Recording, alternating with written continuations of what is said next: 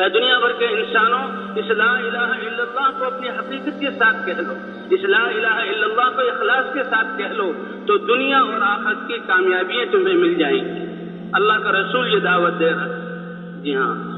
فرمایا کہ جو لا الہ الا اللہ، من قال لا الہ الا اللہ مخلصا بقلبہ دخل الجنہ، کہ جو اخلاص کے ساتھ اللہ اور اپنے درمیان معاملے کو صحیح کرتے ہوئے لا الہ الا اللہ کہہ دے گا تو وہ ضرور جنت میں داخل ہوگا۔ قیل وما اخلاصها یا رسول اللہ، اے اللہ کے رسول اس کا اخلاص کیا ہے؟ کہ یہ کلمہ کہنے کے بعد کہنے والے کو اللہ کی تمام نافرمانیوں سے روک دے۔ تو اللہ کے رسول یہ پیغام لے کر آئے اور 23 سال محنت آپ نے کی۔ جب آپ آئے اپنے گھر میں، اے خدیجہ اب آرام کے اور سونے کے دن گئے، اب تو بہت بڑی ذمہ داری مجھے مل گئی ہے اور میں نے سارے انسانوں کو دعوت دینی ہے اور میں نے اللہ کی طرف بلانا ہے، کون میری دعوت کو قبول کرے گا؟ خدیجہ رضی اللہ تعالی عنہ نے کہا، اے اللہ کے رسول انت اول من یدعو، سب سے پہلے آپ مجھے دعوت دے رہے ہیں، وانا اول من یستجیب، اور سب سے پہلے میں آپ کی اس دعوت کو قبول کرتی ہوں۔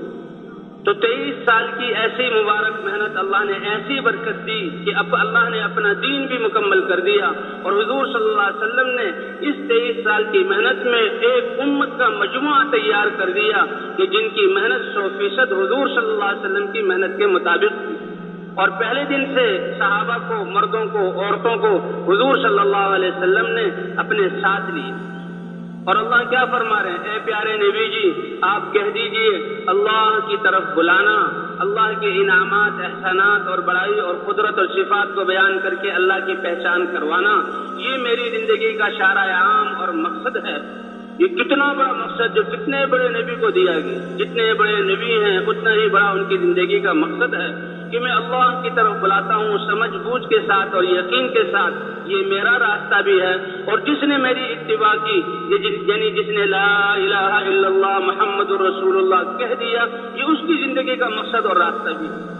اللہ اکبر! اللہ نے اس امت کو کیسے نوازا ہے کہ ہر کلمہ گو کو حضور صلی اللہ علیہ وسلم کی نیابت میں اللہ نے یہ ذمہ داری اور محنت عطا فرما دی۔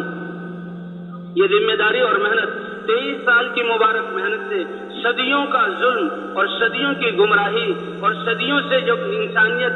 جہاں اندھیروں میں چل رہی تھی اور جو ظلم کی چکی میں پس رہی تھی، اللہ نے اس عالم کو ساری گمراہیوں اور دلدلوں سے اور اندھیریوں سے پاک کر دیا، اور اللہ نے کچھ عرصے میں اپنا دین پوری دنیا میں زندہ کر دیا۔ یہ ایسی برکت والی محنت ہے۔ لیکن میرے محترم دوستوں اور بزرگوں، حضور صلی اللہ علیہ وسلم کی ختم نبوت کے صدقے اللہ نے اس امت کو چنا ہے کہ آپ کے بعد اللہ کے بندوں کو یہ پیغام کون پہنچائے گا کہ جب بھی کوئی نبی جاتا کچھ عرصے بعد دوسرا نبی آ جاتا، ہر قوم میں اللہ نے ڈرانے والا بھیجا، اب قیامت تک آنے والے انسانوں کو کون ڈرائے گا؟ تو اللہ نے اس کا جواب یہ دیا کہ آپ کی ختم نبوت کی وجہ سے ہم نے ایمان والوں کو، کلمہ گو کو اس محنت کے لیے چن لیا ہے، اور براہ راست اللہ نے حکم دیا، اے ایمان والو اللہ کے دین کے لیے ایسی محنت کرو جیسی محنت کرنے کا حق ہے۔ کہ ایک طرف صحابہ کرام حضور صلی اللہ علیہ وسلم کو کہہ رہے ہیں، اللہ کے رسول نے فرمایا الا هل بلغت، کیا میں نے اللہ کا پیغام تم تک پہنچا دیا؟ تو سارے صحابہ نے ایک زبان ہو کر کہا بلا یا رسول اللہ، کیوں نہیں اے اللہ کے رسول، آپ نے اللہ کے پیغام کو پہنچا دیا اور اللہ کی دی امانت کو پوری طرح ادا کر دیا، اور جیسے محنت کرنے کا حق تھا وہ حق ادا کر دیا۔ یہ جو پوری امت گواہی دے رہی ہے، اللہ کے رسول نے آسمان کی طرف اشارہ کیا، اللہم فشہد، 3 دفعہ یہ فرمایا، اور فرمایا الا فلیبلغ الشاہد منکم الغائب، تم میں سے جو بھی جتنی دین کی بات کا گواہ ہو، چاہے وہ ایک آیت ہو، ایک کلمہ ہو، دین کا ایک امر ہو، دوسروں تک پہنچا دے۔ یہاں یا عالم علماء کو، محدثین کو، متقین اور صالحین اور عمل کرنے والوں کو خاص نہیں کیا، شاہد جس کو بھی کسی دین کی ایک بات کا پتہ ہے، کیونکہ جو اس دین کے معاملے میں سے ایمان کی حالت میں ایک چیز پر بھی چل لے گا اور ایمان کی حالت میں چلا جائے گا تو اللہ جہنم سے بچا کر جنت میں اس کو داخلہ عطا فرما دیں گے۔ تو جیسے حضور صلی اللہ علیہ وسلم کے لیے صحابہ گواہی دے رہے ہیں کہ آپ نے ایسی محنت کی جیسے محنت کرنے کا حق تھا، تو اسی طرح اللہ قرآن میں فرما رہے ہیں ایمان والو دین کے لیے ایسی محنت کرو جیسی محنت کرنے کا حق ہے، کیونکہ اللہ نے تمہیں اس محنت کے لیے چنا ہے۔ اللہ نے چنا ہے، اور اللہ فرماتے ہیں کہ اللہ ہے کہ جس نے تمہارا نام مسلمین، اللہ کے احکام کے سامنے اپنی گردن کو جھکا دینے والے، اپنی خواہشات کو چھوڑ کر اللہ کی چاہت کو پورا کرنے والے، اور اپنی بکھری ہوئی صلاحیتوں کو سمیٹ کر اللہ کو راضی کرنے پر اور اللہ کے دین کو زندہ کرنے پر لگانے والے۔ تو اس لیے اللہ تعالیٰ نے پوری امت کو اس کے لیے چنا، تم بہترین امت، اور ایک مجموعہ ایسا ہونا چاہیے جو مسلسل خیر کی طرف بلاتا رہے۔ تو ہم سب کی یہ ذمہ داری اللہ نے عطا فرمائی ہے، اس میدان میں آنا، یہاں بیٹھنا اور ان باتوں کا سننا، اس کا مقصد ہی یہی ہے کہ اللہ نے جو زندگی اور صلاحیتیں ہمیں دی تھی اور حضور صلی اللہ علیہ وسلم کی امت میں ہونے کا اعزاز بخشا تھا، تو آج تک ہماری زندگی جو خواہشات اور دنیاوی مال و اسباب کے جمع کرنے پر لگی رہی اور امت سے ہم غافل رہے، اس سے ہم توبہ کریں اور ہر انسان کو توبہ کروائیں،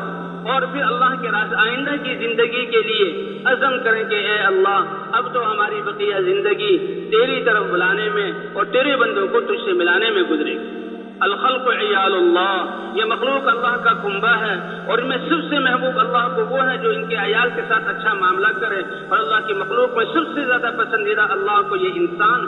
بنی آدم اللہ کو محبوب ہے کہ فرشتوں کو ان کے سامنے جھکوایا اور ان کو دنیا میں آخرت کی کامیابی حاصل کرنے کے لیے بھیجا۔ تو سب سے جو ہے محبوب وہ ہے جو ان کے ساتھ اچھا معاملہ کرے۔ تو انسانوں کی رہبری، خیر خواہی اور سب سے بڑی خدمت انسانوں کی یہ ہے کہ ان کے دل میں اللہ کی ذات کا یقین بٹھا کر اللہ کے احکام کے ذریعے اللہ سے لینے والا بنا دینا۔ باقی انسانوں سے ضرورتوں کا پورا ہونا یہ وقتی ہے، پانی پلا دیا ایک وقت کی پیاس دور ہو گئی، کھانا کھلا دیا ایک وقت کی بھوک دور ہو گئی، یا کپڑے پہننے کے لیے دے دیے، ایک موسم اس لباس میں گزر جائے گا، گھر رہنے کے لیے گھر دے دیا، چند عرصے کے لیے وہ کام آئے گا۔ تو یہ وقتی ضرورتیں ہیں، لیکن کسی کو اللہ کی طرف بلا کر اللہ سے جوڑ دیا اور اللہ کے احکام سے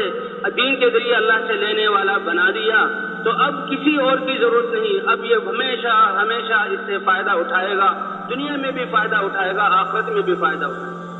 سب سے بڑی خدمت انسانیت کی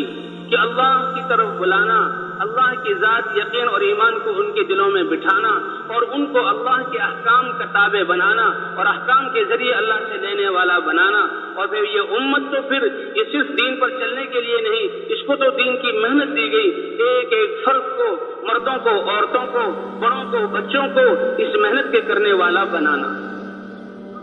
یہ ہماری ذمہ داری ہے، اللہ نے اس کے لیے ہمیں چنا۔ جو کچھ سنا گیا اللہ اس پر عمل کرنے والا اور آگے لوگوں تک پہنچانے والا بنائے۔ مزید اصلاحی بیانات کے لیے ہمارا یوٹیوب چینل ایمان و یقین کو سبسکرائب